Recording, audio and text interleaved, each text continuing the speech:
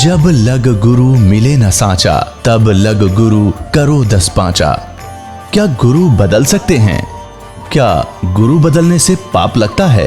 अध्यात्म के इस मैदान में आखिर सही गुरु कौन है? गीता जी में वर्णित तत्वदर्शी संत कौन है? इन सभी प्रश्नों के उत्तर जानने के लिए अवश्य सुनिए जगत गुरु तत्वदर्शी संत रामपाल जी महाराज के मंगल प्रवचन। परम पिता परमात्मा पूर्ण ब्रह्म सारी सृष्टि के रचनहार कुल मालिक कबीर परमेश्वर जी की असीम रजा से आप सभी पुण्यात्माएं परमात्मा की महिमा सुनने के लिए उपस्थित हुए। सत्संग में आने से प्राणी को ज्ञान होता है कि आप कौन हो, कहां से आए हो, आप यहां किस उद्देश्य को लेकर जी रहे हो, वास्तविक आपका कर्तव्य कौन सा है, कौन से कर्म पाप दायक हैं, कौन से पुण्यदायक हैं, उन सभी का ज्ञान सत्संग से होता है प्राणी को। तो पुण्यात्मा परमेश्वर पूर्ण ब्रह्म सत्य पुरुष परम अक्षर पुरुष परम अक्षर ब्रह्म कहो, अल्लाहु अकबर कहो, ग्रेट गॉड कहो, इसे कंप्लीट गॉड कहो, ये पूरे ब्रह्मांडों का, संपूर्ण जगत का, सभी आत्माओं का ये जनक है, सबका क्रिएटर है। वो कैसा है, कहाँ है, किसने देखा है और परमात्मा की आवश्यकता क्यों है? परमात्मा की आवश्यकता क्यों पड़ी हमें? हम किस लिए परमात्मा की साधना करते हैं? क्या उद्देश्य लेकर करते हैं और क्या उद्देश्य लेकर भगवान की भक्ति करनी चाहिए और क्या उद्देश्य लेकर नहीं करनी चाहिए? ये सर्व जानकारी सत्संग से होती है। पुण्यात्माओं, सर्वप्रथम तो आपको ये ज्ञान होना चाहिए कि आप जी एक बहुत भयंकर लोक में रह रहे हैं। बहुत ही भयंकर लोक है ये। और इस लोक का जो राजा है, यहाँ का जो स्वामी है, मालिक है 21 ब्रह्मांड का, उसको सरपुरुष कहा है। श्रीमद् भगवत गीता अध्याय नंबर 15 के श्लोक नंबर 1 से 4 और 16-17 में प्रभु की परिभाषा वर्णित है सांकेतिक कोड वर्ड्स में। उसमें लिखा है कि संसार में 2 पुरुष हैं, 16वें श्लोक में 15वें अध्याय के। एक सरपुरुष है, एक अक्षर पुरुष है। सरपुरुष ये ब्रह्म है जिसके लोक में आप और हम निवास कर रहे हैं। इसको संतों ने, परमेश्वर ने, कबीर देव ने इसको काल कहा है और यही गीता का ज्ञान दाता है। और इसने श्रीमद् भगवत गीता अध्याय नंबर 11 के श्लोक नंबर 32 में स्वयं ही स्वीकारा है कि मैं काल हूं अर्जुन, और इस सर्व लोकों का नाश करने के लिए अब प्रवृत्त हुआ हूं, अभी प्रकट हुआ हूं। श्री कृष्ण जी काल नहीं थे, इन्होंने पहले कभी अपने आप को काल नहीं कहा और गीता ज्ञान देने के उपरांत उन्होंने कभी अपने आप को काल नहीं कहा। ये सरपुरुष, ये काल भगवान, जिसे हिंदू अपने ऋषि, सनातन धर्म के ऋषि जिसको ब्रह्म कहते हैं, ये सरपुरुष है। इसको काल भी कहते हैं। ये स्वयं भी काल कहता है अपने आप को, मैं काल हूं और सबका नाश करने के लिए प्रवृत्त हुआ हूं। श्री कृष्ण जी में प्रवेश करके ये श्रीमद् भगवत गीता का ज्ञान इसने बोला, जिसमें अधिकतर ज्ञान वेदों वाला ही है। हम सरपुरुष के लोक में रह रहे हैं श्रीमद् भगवत गीता अध्याय नंबर 15 के श्लोक 16 और 17 में 3 पुरुष बताए हैं। एक सरपुरुष है जो 21 ब्रह्मांड का मालिक है, स्वामी है, प्रभु है, राम है, गॉड है, अल्लाह है। और दूसरा अक्षर पुरुष है जिसके 7 शंख ब्रह्मांड हैं, नील, पद्म, शंख, 7 शंख, 7 शंख ब्रह्मांड का वो स्वामी है। उसको अक्षर पुरुष कहा है श्रीमद् भगवत गीता अध्याय नंबर 15 के श्लोक नंबर 16 में। 16 में सरपुरुष और अक्षर पुरुष ये 2 पुरुष बताए और दोनों ही नाशवान, और इनके अंतर्गत जितने प्राणी हैं वो भी, उनका भी शरीर नाशवान है। जीवात्मा किसी की नहीं मरती, वो तो गद्दे की भी नहीं मरती, कुत्ते की भी नहीं मरती। श्लोक नंबर 17 में तुरंत कहा है कि उत्तम पुरुष है तू अन्य परमात्मा इति उदाहरते। यह लोग तरम आविश्य विभर्ति अवय ईश्वर है। उत्तम पुरुष यानी पुरुषोत्तम श्रेष्ठ परमात्मा तो कोई और है इन दोनों से, सरपुरुष और अक्षर पुरुष से। वही तीनों लोकों में प्रवेश करके सबका धारण पोषण करता है, और वो वास्तव में अविनाशी परमात्मा है।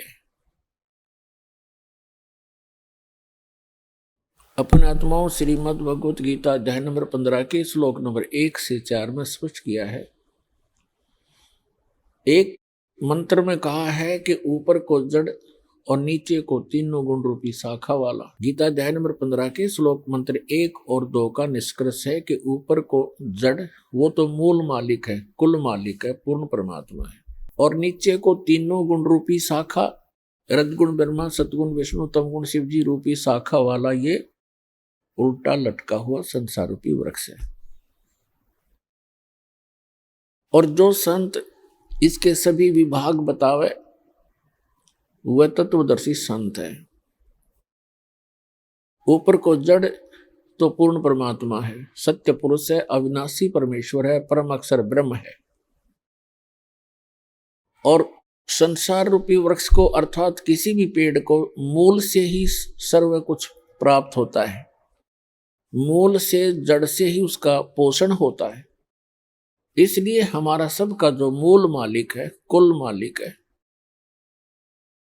जो संसार रूपी वृक्ष की जड़ है, मूल है, जिसने सब ब्रह्मांडों की रचना की और सभी का वो पालन पोषण भी कर रहा है, वो सत्य पुरुष है, वो परम अक्षर पुरुष है।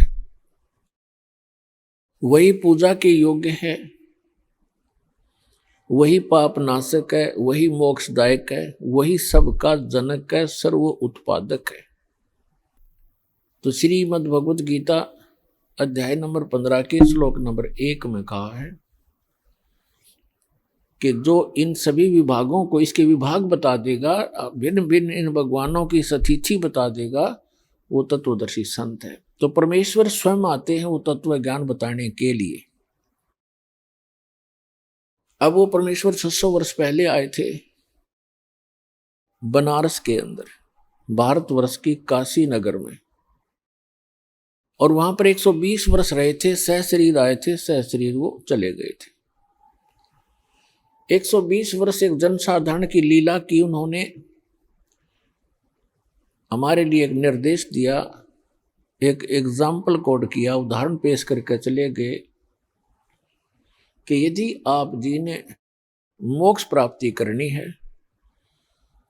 तो इस घटिया लोक की किसी अधिक वस्तु की इच्छा मत करना, ये आपके गले की झाड़ बन जाएगी। घनी संपत्ति और ज्यादा कार कोठी ये आपको यही घसीटे रखेगी, सतलोक जाने नहीं देंगे।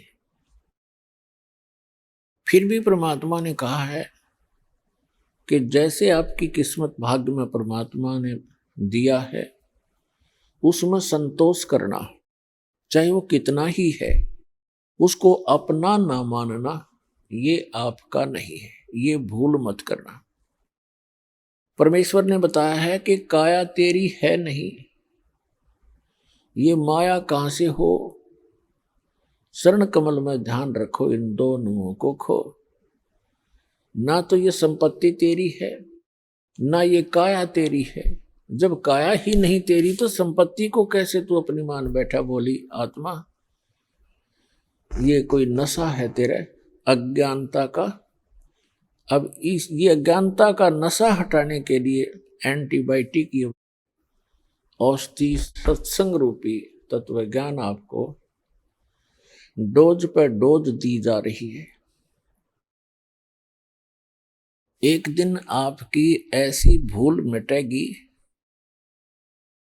आप बहुत ज्यादा आश्चर्य मनाओगे इस बात का कि देख कितने मूर्ख बनकर हम एक रोटी के लिए और नकली लोक लाज को मेंटेन करने के लिए हम कैसे मूर्ख बनकर भगवान से दूर बने हुए थे। परमात्मा का वो ज्ञान आपका आधार बनेगा।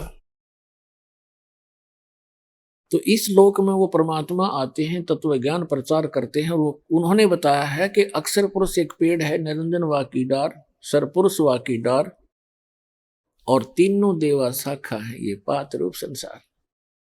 एक ही सेंटेंस में परमात्मा ने एक अमृतवाणी में, एक वाक्य में, एक दोहे में श्रीमद् भगवत गीता अध्याय नंबर 15 का पूरा सरलास कर दिया, पूरा उसमें कंसंट्रेट करके भर दिया। नो सोच लो, बुद्धिमान व्यक्ति को संकेत होते हैं जैसे रावण मांगन गया चून, अर्थात लंक वही बिरून। इस एक चौपाई में सूक्ष्म वेद में परमात्मा ने पूरी रामायण भर रखी है। रावण मांगन गया चून और ताते लंक वही बिरून। बिरून माने नाश हुआ। रावण आटा मांगने गया, जिस कारण से उसकी लंका का सर्वनाश हुआ। जिसने वो कथा कहानी सुन रखी है, राम कहानी, अब उसका माइंड एक सेकंड में पूरी स्टोरी में घूम गया। रावण ने कहां से आटा मांगा, किस पे मांगने गया, कौन थी वो सीता, श्री रामचंद्र की धर्मपत्नी। रामचंद्र कौन था, राजा दशरथ का पुत्र। रावण ने छल करके सीता उठाई थी और रावण के कुल का नाश हो गया था। वह रामायण का पूरा जो रामायण की कथा चित्रार्थ होगी हमारे दिमाग में। इसी प्रकार श्रीमद् भगवत गीता अध्याय नंबर 15 का श्लोक नंबर 1 में स्पष्ट है, 1 और 2 में, कि उल्टा लटका हुआ संसार रूपी वृक्ष है। इसमें परमात्मा ने अपने सिंपल लैंग्वेज में बताया है। उस सूक्ष्म वेद में बताया है, एक ही सेंटेंस में पूरी सृष्टि रचना भर दी, पूरा डेफिनेशन ऑफ गॉड बता दी।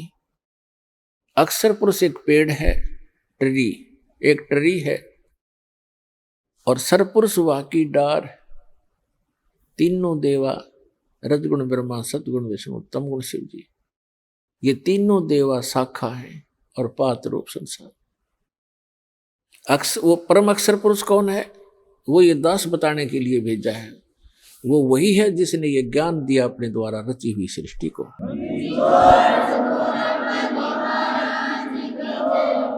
वही है जिसने अपनी द्वारा रची हुई सृष्टि को ठीक ठीक बताया। वो परम अक्षर ब्रह्म है। श्रीमद् भगवत गीता अध्याय नंबर 15 के श्लोक नंबर 1 से 4 का निष्कर्ष है कि अर्जुन,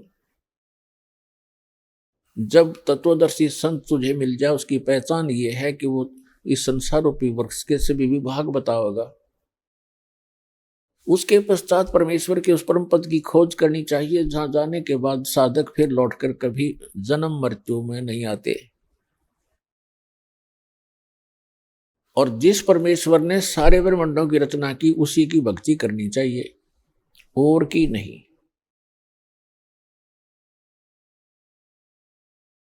श्रीमद् भगवत गीता अध्याय नंबर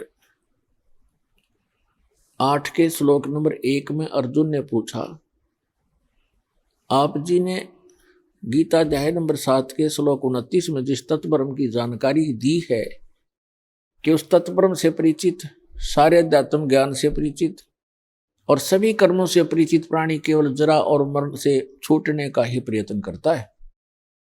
तो वो किम तत्वब्रह्म, ऐसा वो तत्वब्रह्म क्या है जिसको जानकर प्राणी साधक इस संसार की किसी वस्तु की इच्छा नहीं रखता।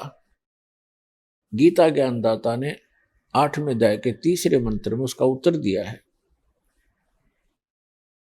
कि वो परम अक्षर ब्रह्म है, गीता ज्ञानदाता से अन्य है। तो परम अक्षर ब्रह्म ही हमारा सबका जनक है, वही हमारा पिता है, वही हमारी माता है, वही हमारा मित्र है, वही हमारा भाई है, वही हमारा मूल धन है। त्वमेव माता च पिता त्वमेव बंधु च सखा त्वमेव विद्या च द्रविणम त्वमेव सर्व मम देव देव। ये वो परमात्मा है जिसके अंदर ये सर्व गुण हैं, जिनका हम रह रहकर व्याख्यान सुना और सुनाया करते थे। अभी तक हमें परमात्मा की परिभाषा का ABC का भी ज्ञान नहीं था। अब आपको A से लेकर Z तक ज्ञान हो गया इस तत्व ज्ञान को सुनने से, क्योंकि ये ज्ञान परमात्मा ही बताता है और परमात्मा के बताए कोड वर्ड को, सांकेतिक शब्दों को परमात्मा का कृपा पात्र ही समझ सकता है।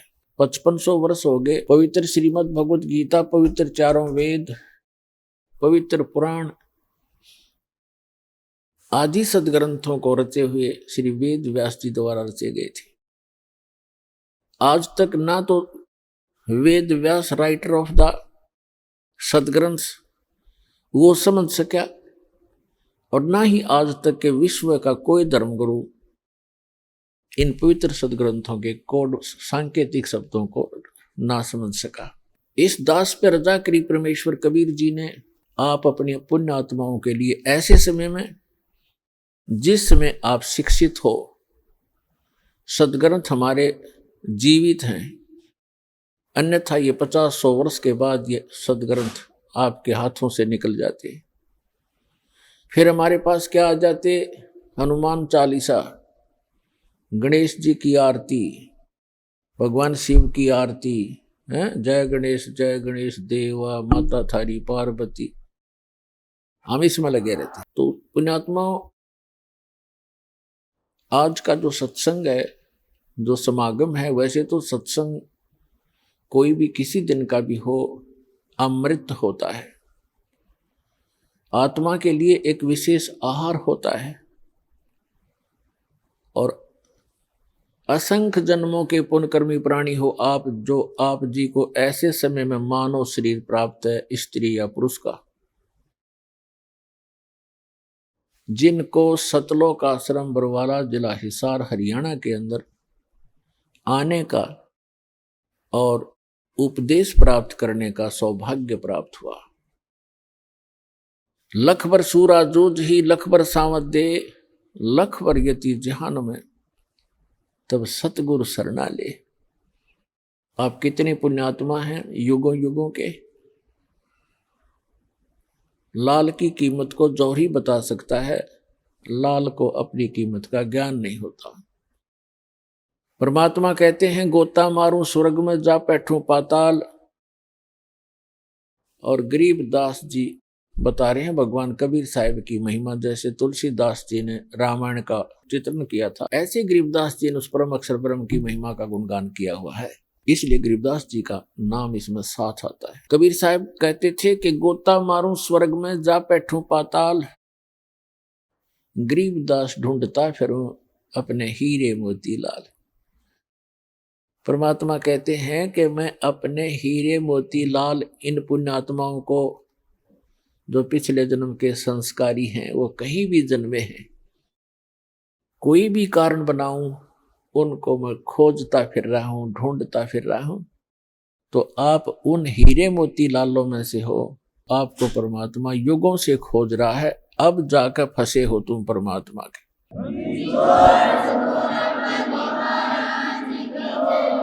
नहीं तो आप उस काल कसाई के फंसे थे, आज परमात्मा की जकड़ में आए हो पुण्यात्माओं। इस परमात्मा के जहाज से उतरना जाना, नहीं तो आप सदा के लिए बाउदल के अंदर बह जाओगे। असंख्य जन्मों में जाकर के फिर आपका ये दाव लगेगा। इस ऐसे समय में आपका मानव शरीर है।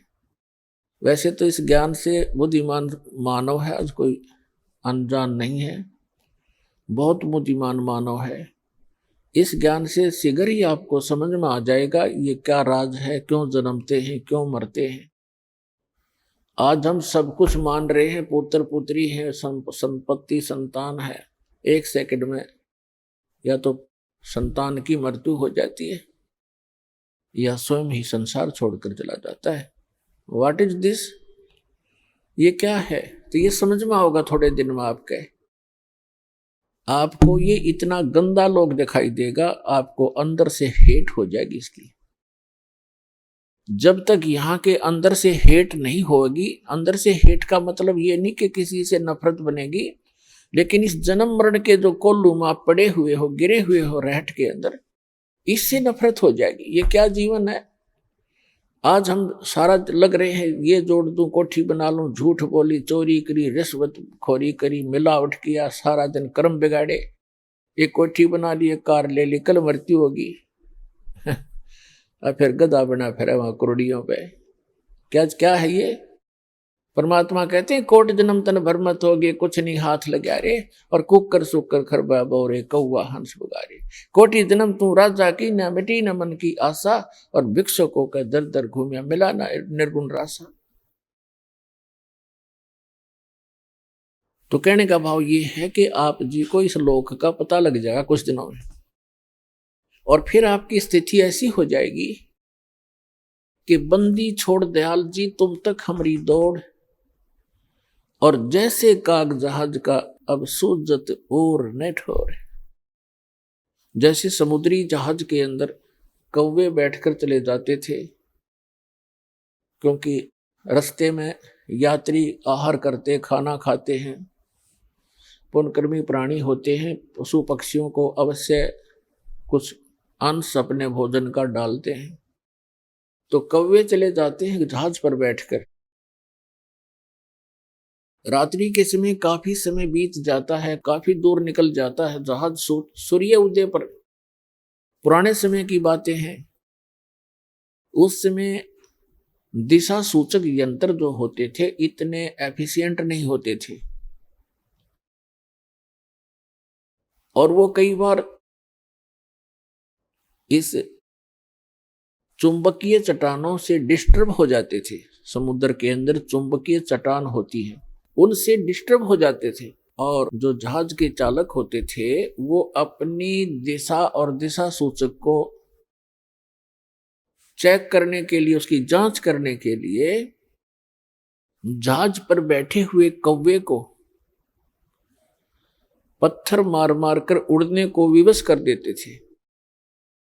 और कौवे के अंदर एक विशेषता दी है परमात्मा ने कि उसको वो भूलता नहीं रात्रि में भी तो कौन सी दिशा से चला था, पूर्व से चला था या पश्चिम से चला था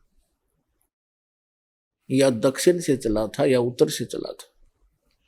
तो वो तुरंत उसी दिशा को उड़कर चलता है, सीधा स्ट्रेट। उससे चालक तो अपनी दिशा की जांच कर लेता है कि हम सही दिशा में चल रहे हैं या नहीं, हमारा इंस्ट्रूमेंट ठीक काम कर रहा है कि नहीं। कुछ देर के बाद वो कौवा क्या देखता है, वहां से तो उड़ गया, आगे देखता कोई भी बैठने का ठिकाना उसको दृष्टि गोचर नहीं हो रहा। वो 1500 फुट उड़ जाता है, फिर वापस मुड़ जाता है उस जहाज की ओर, क्योंकि उस जहाज के अतिरिक्त उसको अपना जीवन रक्षक कोई भी नजर नहीं आता। जहां भी देखता है वही डूबने का स्थान है, मृत्यु हो जाने का डर है। एक जहाज ही सुरक्षित स्थान उसको मिलता है। तो पुण्यात्माओं, परमात्मा ने एक संकेत दिया है कि एक दिन आपको कबीर भगवान और यो सतलोक आश्रम स्थान और इस दास के द्वारा दिया गया ये अमृत नाम और ज्ञान आपको ऐसा लगेगा जैसे परमात्मा कहते हैं, आप फिर ऐसे कहा करोगे, बंदी छोड़ दयाल जी तुम तक हमारी दौड़, और जैसे काग जहाज का अब सूझत और नठौर। इस परमात्मा कबीर जी के अतिरिक्त, इस सच्चे नाम के अतिरिक्त, इस सच्चे ज्ञान के अतिरिक्त आपको पूरा संसार ऐसा नजर आएगा जैसे जहाज के अतिरिक्त पूरा जल है जिसमें बैठते ही डूब जाओगे। भावार्थ ये है परमात्मा का, यदि आप कबीर भगवान को और सतनाम को छोड़कर यदि आप अन्य संत की शरण में जाओगे तो डूब गए, भगवान की भक्ति छोड़कर संसारिक इस काम में लग गए तो डूब गए। तो इससे पार होने के लिए ये राम नाम का जहाज आपने छोड़ना नहीं है। इसके अतिरिक्त आपको जहां भी कोई भी क्रिया संसार के, वो आपको डबोण की है, तारण की नहीं है। इतनी सी बात आपको कुछ दिनों में हृदय में जस जाएगी और तभी आप भक्त बनोगे। तो परमात्मा ने आके बताया है कि मानुष जन्म पाके जय नहीं रटे हरि नाम, जैसे कुआ जल बिना फिर बनवाया क्या काम। परमात्मा ने आकर ज्ञान दिया है कि मनुष्य जीवन प्राप्त करके जो प्राणी परमात्मा की साधना भक्ति नहीं करता,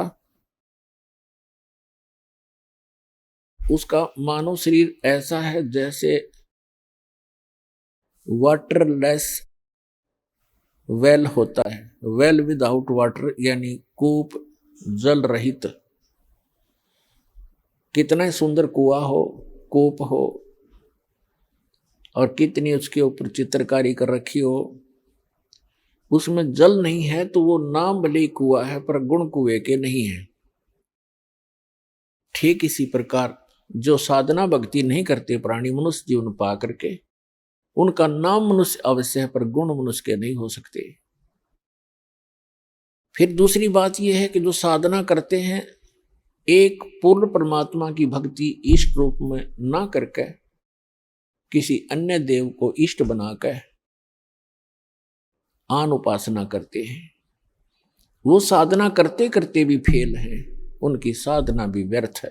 तो पुण्यात्मा, आज का जो शुभ दिन है, आज के दिन इस दास का जीवन कल्याण हुआ था, आज का वो शुभ दिन है।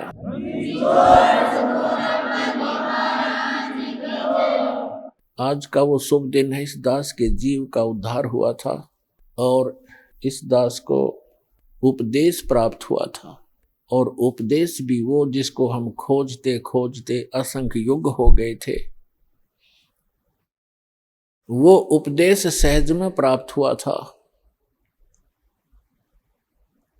वो दिन आज भी भूला नहीं जाता इस दास से।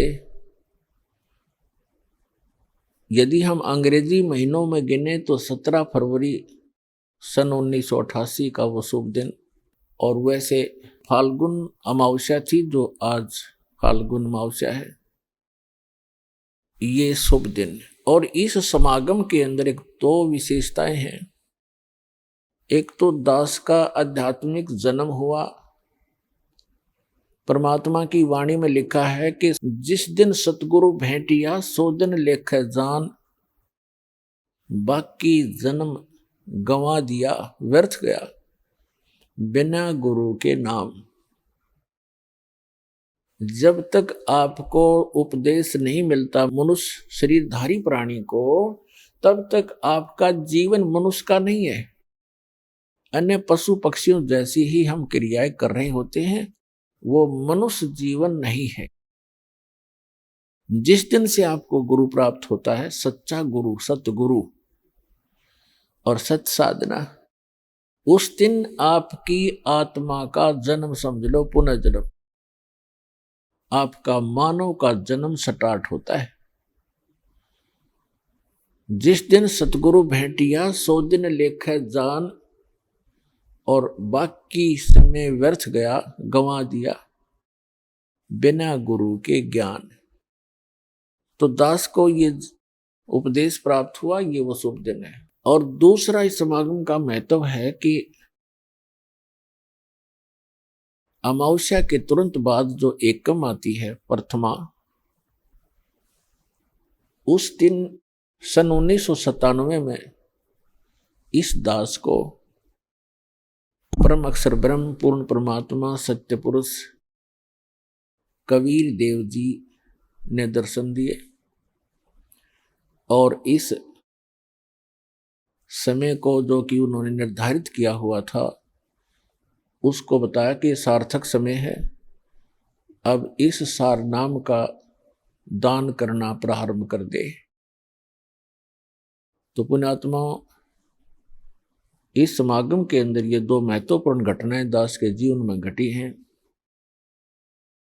अमावस्या को तो नामदान हुआ दास को, और प्रथमा यानी 1997 की प्रथमा को परमात्मा के दर्शन हुए तथा सतनाम, ये सारनाम देना वैसे बालकों का खेल नहीं। इस सतनाम को और सारनाम को गुप्त रखना था और इतना इम्पोर्टेंट मंत्र है ये, इसको अभी तक डिस्क्लोज नहीं करना था। दास का भी दिल धड़क रहा था कि कहीं मैं गलत समय पर इसको सार्वजनिक ना कर दूं। सन 1994 में दास को नाम दान करने का आदेश मिला था पूज्य गुरुदेव से।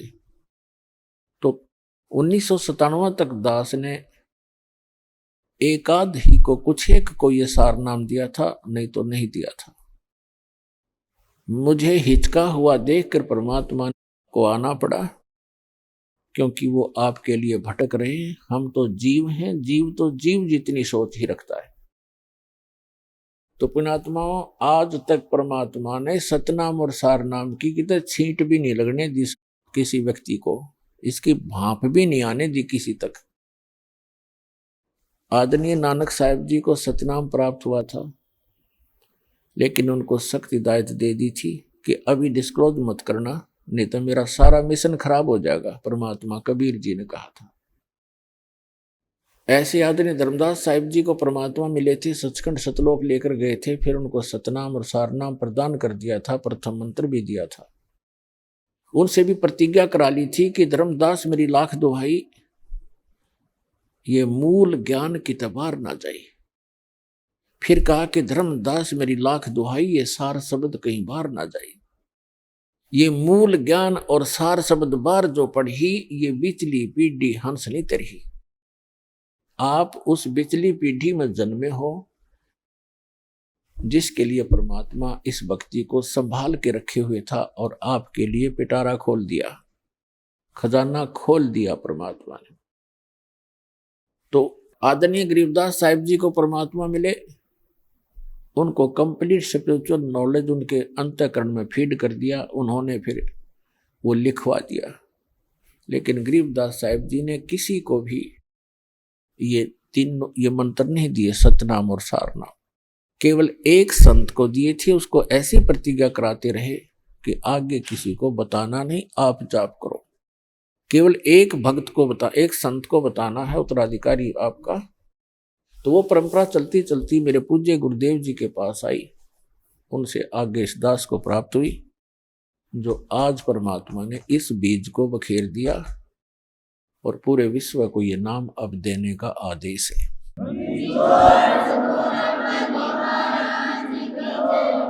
तो पुण्यात्मा, भक्ति करने के लिए हमें सबसे पहले परमात्मा पाने के लिए, आत्म कल्याण कराने के लिए सबसे प्रथम हमारा गुरु होना चाहिए। परमात्मा कहते हैं, गुरु बिन माला फेरते, गुरु बिन देते दान, गुरु बिन दोनों निष्फल हैं, चाहे पूछो वेद पुराण। पूर्ण संत के बिना, सतगुरु के बिना यदि आप जी नाम जाप भी करते हैं और कोई दान धर्म भी करते हैं, वो आपका व्यर्थ है। फिर उदाहरण देते हैं कि राम कृष्ण से कौन बड़ो, उन्हों भी गुरु कीन, और तीन लोग के वे धनी, गुरु आगे अधीन। परमात्मा हमें याद दिलाते हैं कि गुरु के बिना यदि कोई साधना करता है वो व्यर्थ है, दान धर्म करता है वो भी व्यर्थ है। फिर उदाहरण देते हैं कि कोई अपने आप में ये समझे कि गुरु की शरण में जाना आवश्यक नहीं है, तो आप जी यानी विशेषकर सनातनी लोग, हिंदू धर्म के व्यक्ति श्री राम और श्री कृष्ण जी को सुप्रीम पावर मानते थे। तो परमात्मा ने उन्हीं का उदाहरण देकर बताया है कि राम कृष्ण से कौन बड़ो, उन्हों भी गुरु कीन, और तीन लोग के वे धनी, गुरु आगे अधीन। श्री राम और श्री कृष्ण जी ने भी गुरु धारण किए, तो आप अपनी सतीथि से परिचित हो जाना कि आपका कैसे गुजारा होगा, आपका निर्वाह कैसे होगा बगैर भक्ति, बिना गुरु बनाए और भक्ति किए। उन्होंने भक्ति की, उन्होंने गुरु भी बनाए जिनको तुम भगवान मानते हो, आप जी जिनको भगवान मान रहे हो। तो पुण्यात्माओं, बुद्धिमान को संकेत पर्याप्त होता है। परमेश्वर कबीर जी ने कहा था कि तीन लोक सब राम जपत है, जान मुक्ति को धाम। और वशिष्ठ मुनि ने श्री राम को दिया ओम नाम।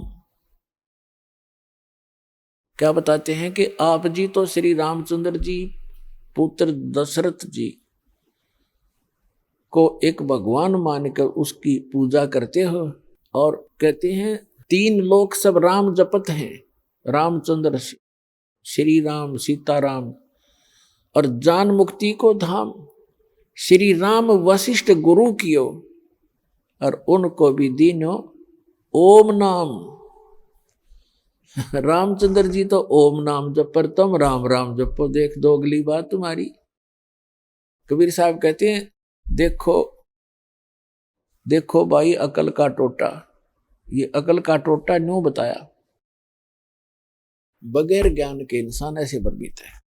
फिर बताते हैं अपनी महिमा आप ही सुनाते हैं, दूसरा कोई है नहीं जिसके ऊपर परमात्मा उस एग्जाम्पल कोड करें। आप आरती आप साजे, आप किंगर आप बाजे, आप ताल झान झनकारा, आप नचे आप देखन हारा, कह कबीर ऐसी आरती गाऊं, आप मध्य आप समाऊं। तो क्या बताते हैं कबीर साहब, कहते हैं कि सदगुरु के उपदेश का लाया एक विचार, जय सतगुरु मिलते नहीं तो जाते नरक द्वार। नरक द्वार में दूत सब करते खेचातान, उनसे कभू न छूटता फिर फिरता चारों खान। चार खानी में भरमता कभू न लगता पार, सो फेरा सब मिट गया मेरे सतगुरु के उपकार। सात समुद्र की मसी करूं, लेखनी करूं बन राय, धरती का कागज करूं, गुरु गुण लिख्यो न जाए।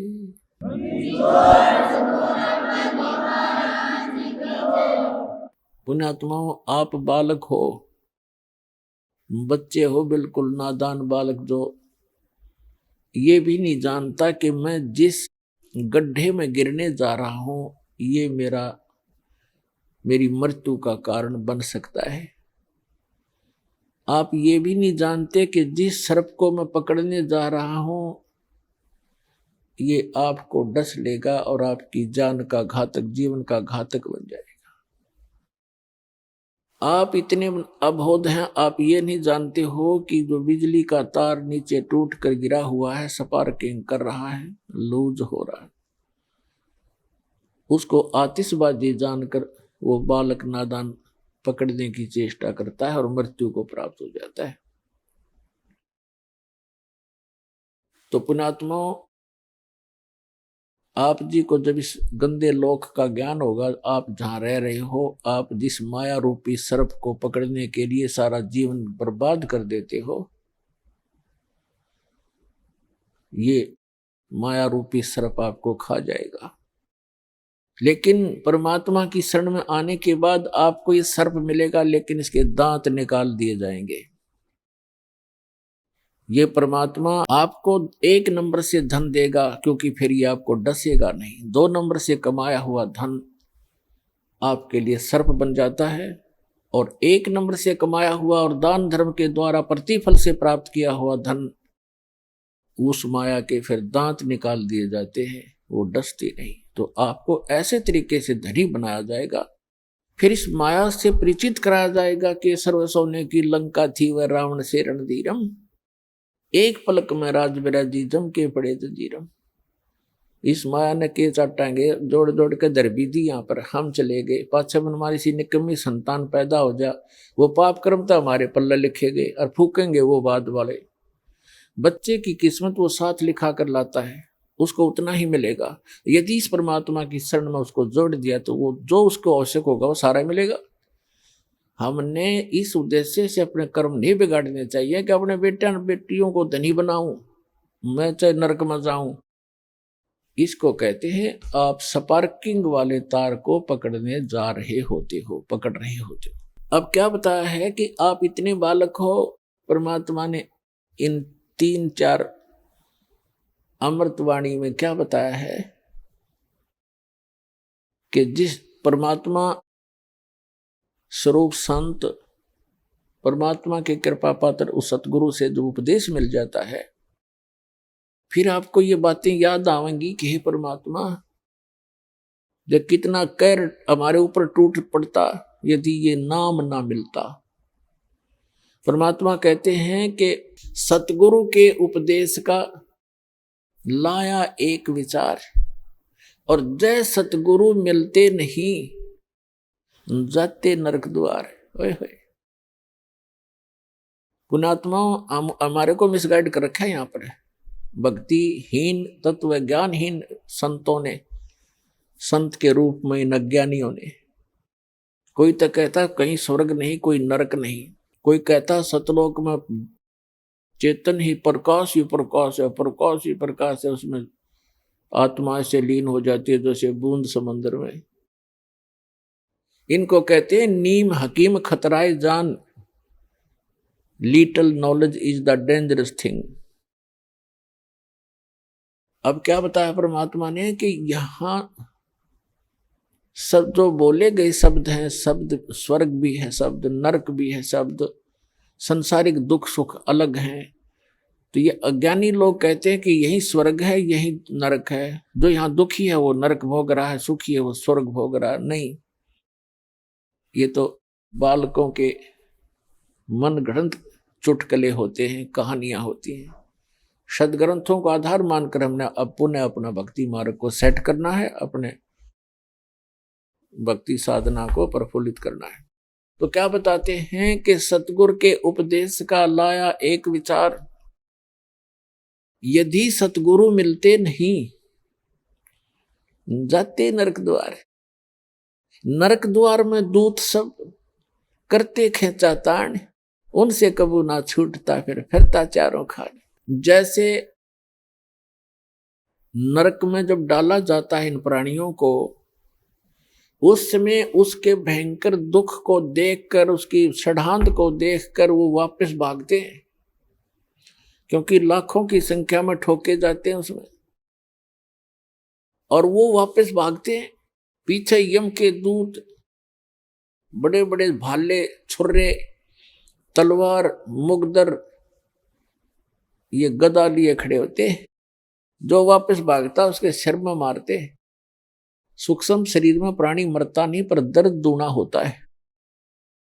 उनको ऐसे ठोका जाता जैसे पशु को फाटक में रोका करते हैं, लठ मार मार के, और फिर उसमें पटक देते हैं।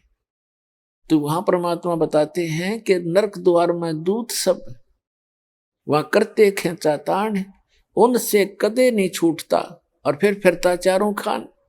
फिर उससे निकलकर स्वर्ग नरक का जो समय भोग कर फिर बाहर आता तो 84 लाख प्रकार के इन प्राणियों के शरीरों में कुत्ते, गधे, सूअर, गंदी नाली के कीड़े, पशु, पक्षी, जलचर, ये कष्ट और भोगने पड़ते हैं। और इस परमात्मा के सच्चे नाम से, सतगुरु की शरण में आने से ये सारे दुख बाईपास निकल गया आपके। अब विचार करके देखना पुण्यात्मा, अभी तो आपने पता नहीं इस अध्यात्म ज्ञान का, आपने लोक वेद सुना है, दंत कथाएं सुनी है, फिर मानव शरीर में जिसको जरा सा थोड़ा सा सुख है उसने भगवान की हो सकता ही नहीं।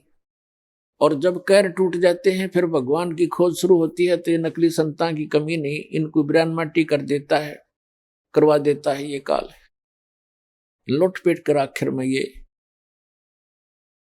नास्तिक हो जाते हैं या मृत्यु को प्राप्त हो जाते हैं। दो ऑप्शन छोड़ता है।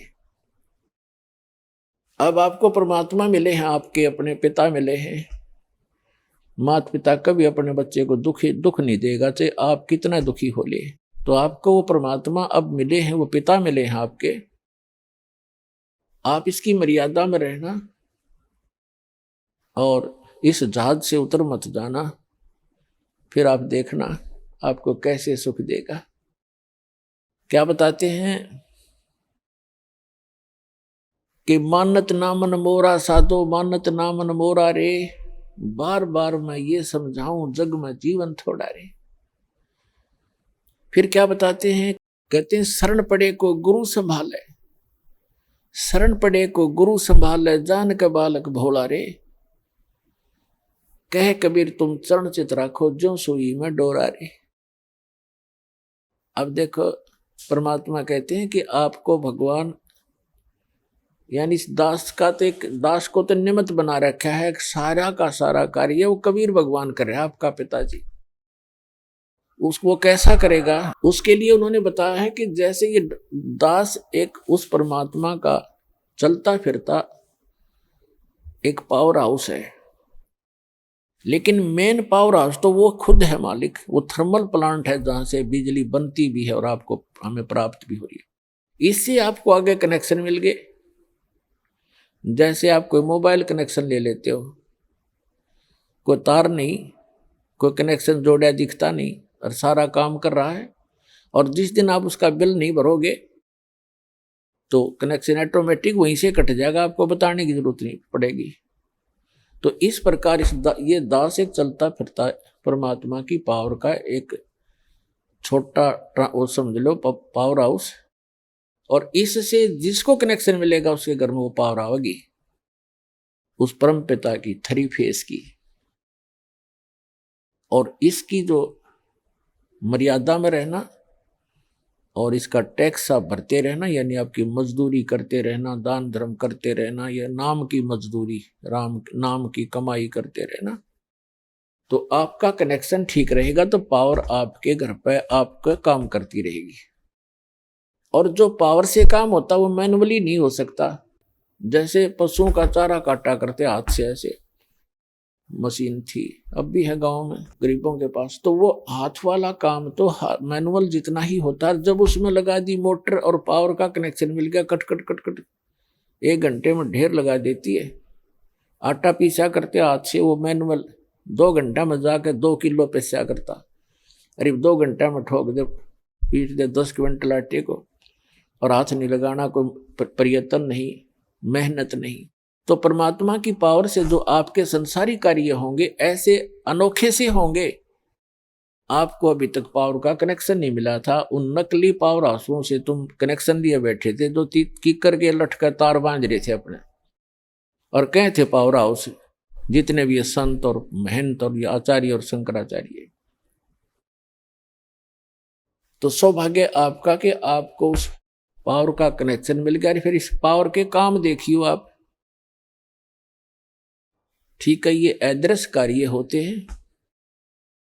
इस यहाँ की भौतिक पावर का हमने अलग से दिखाई देता, पर ये भी कुछ दिन में आपने न्यारा दिखाई देगा।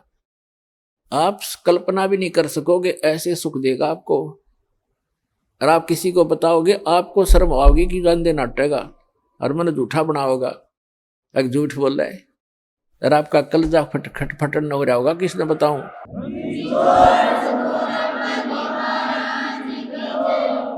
तो प्रसंग चल रहा है कि सतगुरु के उपदेश का लाया एक विचार, जय सतगुरु मिलते नहीं हम जाते नरक द्वार।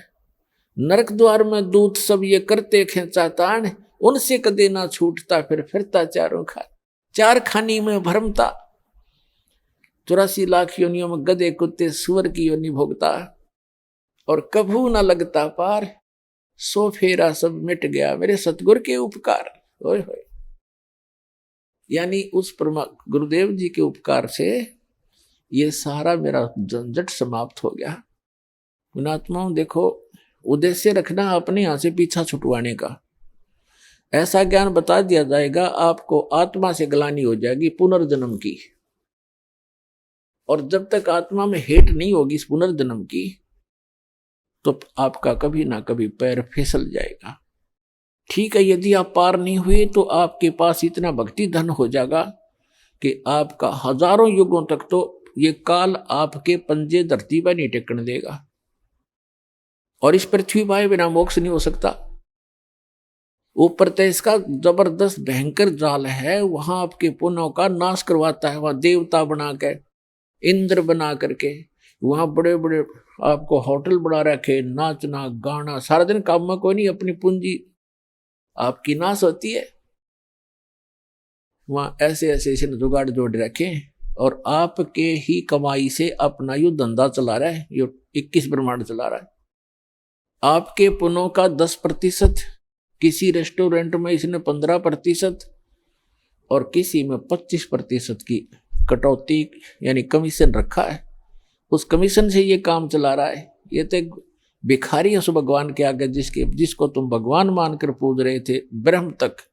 तो पुण्यात्मा, यहां परमात्मा बताते हैं कि सतगुरु की शरण में आने से आपके ये सभी संकट दूर होंगे, जन्म और मृत्यु का रोग नाश होगा। इसमें प्रथम तो आपको बताया कि गुरु होना चाहिए, और गुरु भी सच्चा हो। आइए अब हम उन श्रद्धालुओं के अनुभव जानते हैं जो जगत गुरु तत्वदर्शी संत रामपाल जी महाराज जी से दीक्षा प्राप्त कर चुके हैं तथा उनके द्वारा बताए गए भक्ति मार्ग पर चल रहे हैं। सर नमस्कार। सत साहेब। सर क्या नाम है आपका? सपिंदर दास। सपिंदर दास जी, कहाँ से आए हैं आप? डिस्ट्रिक्ट बठिंडा, पिंड महराज, कोठे हिम्मतपुरा। सर, संत रामपाल जी महाराज से नाम उपदेश लेने से पहले आप क्या भक्ति साधना करते थे? हम गुरुद्वारा में जाते थे। सर, संत रामपाल जी महाराज की शरण में कैसे आए? संत रामपाल जी महाराज की शरण में हमें एक भाई मिला था, उन्होंने हमें सत्संग दिया था महाराज जी का। वो सत्संग सुना तो हमें कुछ लगा, अभी इस ज्ञान में कुछ है। उस ज्ञान को सुनकर हम संत रामपाल जी महाराज की शरण में आए। सर, संत रामपाल जी महाराज से नाम दीक्षा लेने के बाद आपको क्या लाभ मिला? सब तो पहले मुझे लाभ हुआ, मेरे शरीर में जो शांति है वो मिली मुझे संत रामपाल जी महाराज से नाम लेने के बाद। तो जो घर में लाभ हुआ, वो हमारे घर में क्लेश रहता था पहले, वो संत रामपाल जी महाराज जी से नाम लेने के बाद वो समाप्त हो गया। हमारे जो डैडी थे हमें क्लेश करते थे, हमारी माता जी थे वो मुझसे क्लेश करते थे, हमें नफरत करते थे। आज मेरे जो माता पिता हैं हमसे प्रेम से रहते हैं। हम सभी ने नाम उपदेश लिया है संत रामपाल जी महाराज जी से। सर, संत रामपाल जी महाराज से नाम दीक्षा बहुत सारे श्रद्धालुओं ने इसलिए ली कि वो नशा छोड़ना चाहते थे। सर, क्या आप भी कोई नशा करते थे? संत रामपाल जी महाराज जी से नाम लेने से पहले मैं बहुत सा नशा करता था, ड्रिंक वगैरह भी करता था, तो सिगरेट वगैरह भी पीता था, बुक्की वगैरह भी खाता था। तो संत रामपाल जी महाराज जी का जब ज्ञान सुना तो पता लगा कि इनसे करने से हमें बहुत सा पाप लगता है, तो हमारा जो नशा था ऑटोमेटिक छूट गया था। देखिए सर, हर व्यक्ति को पता है कि नशा करना एक बुरी बात है, सेहत के लिए हानिकारक भी है और पाप भी है, लेकिन वो लोग नशा नहीं छोड़ पाते। लेकिन संत रामपाल जी महाराज से नाम दीक्षा लेने के बाद वो नशा छोड़ देते हैं, ऐसी क्या बात है? संत रामपाल जी महाराज जी से नाम लेने के बाद हम नशा क्यों छोड़ देते हैं? संत रामपाल जी महाराज जी के जो ज्ञान में वचन में शक्ति है, वो बहुत ज़्यादा शक्ति है उनके वचन में, तो उनके वचन से ही जो सारा कुछ हो रहा है वो हो रहा है। देखिए सर, आज तक किसी ने नहीं बताया कि कबीर जी भगवान है। सभी संतों का मानना है कि वो एक कवि थे, वो जुलाहा जाति से थे, केवल एक कबीरदास या सदगुरु मान के सभी संतों ने उनकी जीवनी का अंत किया हुआ था, लेकिन संत रामपाल जी महाराज जी अचानक समाज के सामने आते हैं, उनको भगवान प्रूव करते हैं, वेदों के अनुसार बताते हैं कि भगवान है। सर ये क्या कहानी है, क्या कहना चाहेंगे?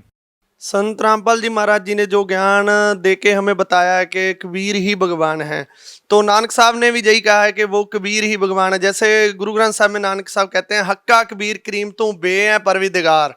तो नानक साहब ने स्पष्ट कर दिया कि वो कबीर ही परमात्मा है। वही हमारे गुरु जी जो संत रामपाल जी महाराज जी हैं, उन्होंने भी यही स्पष्ट किया है कि वो जो कबीर कांसी में आया था 600 साल पहले, वही परमात्मा था। सर भगत समाज को क्या संदेश देना चाहेंगे? भक्त समाज को दास यही संदेश देना चाहता है। दास की औकात तो नहीं है, तो दास जैसे भगवान की तरफ से हम अपनी तरफ से नहीं कह रहे, जो हमारे गुरुजी ने हमें ज्ञान दिया है हम उनकी तरफ से कहेंगे। जो भक्त समाज है उनको संत रामपाल जी महाराज जी का जो ज्ञान है उनके आधार पर भक्ति करनी चाहिए। जो सदग्रंथ कह रहे हैं उनके अनुसार भक्ति करके लाभ प्राप्त करना चाहिए। सबसे बड़ा लाभ तो यही है कि हमें मोक्ष प्राप्त होगा इस भक्ति से, जो हमारे गुरु संत रामपाल जी महाराज जी दे रहे हैं। सर जैसा कि कोई भी और संतों से नाम दीक्षा लेने के लिए जाता है तो वहाँ पे कोई विशेष मर्यादाएं नहीं होती है। यदि कोई नियम होता है तो वो इस तरह से नहीं होते कि यदि वो नियम तोड़ेगा तो उसको आश्रम में नहीं आने दिया जाएगा या उसको नाम नहीं दिया जाएगा। लेकिन दूसरी तरफ संत रामपाल जी महाराज से कोई भी श्रद्धालु नाम दीक्षा लेना चाहेगा तो उन्होंने जो नियम मर्यादाएं बना रखी है उसको फॉलो ही करना पड़ेगा, वरना उसको नाम नहीं मिलेगा। क्या भक्ति करने के लिए इन मर्यादाओं का होना जरूरी है? जैसे हम खेल में एक खिलाड़ी खेलता है उसके लिए नियम जरूरी होते हैं, वैसे ही हमारे गुरुजी ने बताया है कि जो भक्ति करने के लिए जो नियम बताए जाते हैं, हमारे गुरुजी बताते हैं कि ऐसे नहीं करना है, ऐसे नहीं करना, वो नियम हमें फॉलो करने होंगे। जब हम नियम फॉलो नहीं करेंगे तो हम भक्ति मार्ग से पीछे हट जाएंगे। सर संत रामपाल जी महाराज से नाम दीक्षा लेने से पहले क्या नियमों का पालन करना जरूरी होता है? संत रामपाल जी महाराज से नाम लेने से पहले सबसे पहले तो हमें किसी तरह का नशा नहीं करना, तो हमने किसी को नशा लाकर भी नहीं देना। हमारे गुरुजी बताते हैं कि नशा करना बहुत पाप है। सर नशा संत रामपाल जी महाराज से नाम दीक्षा लेने से पहले छूटता है या बाद में छूटता है? सर बाद में छूटता है, नाम लेने से पहले नशा नहीं छूटता। सर हम आपसे एक बात और जानना चाहेंगे कि जो श्रद्धालु संत रामपाल जी महाराज से नाम दीक्षा लेना चाहते हैं वो उनसे नाम दीक्षा कैसे ले सकते हैं? क्योंकि बहुत सारे श्रद्धालु ऐसे हैं जो संत रामपाल जी महाराज से नाम दीक्षा लेना चाहते हैं, तो नाम दीक्षा कैसे ली जाए? जो सतगुरु रामपाल जी महाराज जी से नाम लेना चाहते हैं वो सत्संग आता है, उसके नीचे पीले कलर की पट्टी आती है, उनसे वो नंबर आते हैं, उन नंबरों से संपर्क करें। हमारे गुरुजी ने हर एक जिले में नामदान स्थल खोला हुआ है, वहां जाकर नाम प्राप्त करें। सर आपने ये कहा कि संत रामपाल जी महाराज जी एकमात्र ऐसे संत हैं जो सत भक्ति बताते हैं, तो फिर इतने सारे श्रद्धालु हैं दूसरे संतों के, लाखों की तादाद में उनसे नाम दीक्षा ले रखी है, उनके आश्रमों में जाते हैं, तो फिर ये जो श्रद्धालु हैं वो उनसे क्यों जुड़े हुए हैं? वो श्रद्धालु जाते हैं, उनकी आस्था है, उनको ज्ञान नहीं है। ज्ञान होगा तो वो नहीं जाएंगे। सर कैसे ज्ञान होगा उनको? उनको ज्ञान होगा जैसे हमारे गुरुजी बताते हैं, हमारे शस्त्रों से दिखाकर बताते हैं। उनको देखना चाहिए कि पूर्ण संत की क्या पहचान है। जैसे नानक साहब ने बताया, 2 अक्षर का भेद बतावे, सोए सतगुर पूरा कहावे, एक छड़ावे एक लखावे, तो प्राणी निज कर जावे। उनके पास जो भक्ति है वो कंप्लीट नहीं है। सर ऐसे तो सभी अपने अपने गुरु को श्रेष्ठ बताते हैं, आप लोग भी संत रामपाल जी महाराज को श्रेष्ठ बताते हैं। लोग आखिर डिसाइड कैसे करें कि कौन सही है और कौन गलत? हमारे वेदों में प्रमाण है ना इस चीज का। जो जैसे नानक साहब ने कहा है कि पूर्ण संत की पहचान है, वैसे गीता जी में भी बताया है पूर्ण संत की पहचान क्या है। तो उन ग्रंथों से हम मेल करें और पता लग जाएगा कि वो संत पूर्ण है कि नहीं। जी बहुत बहुत धन्यवाद। सत सत।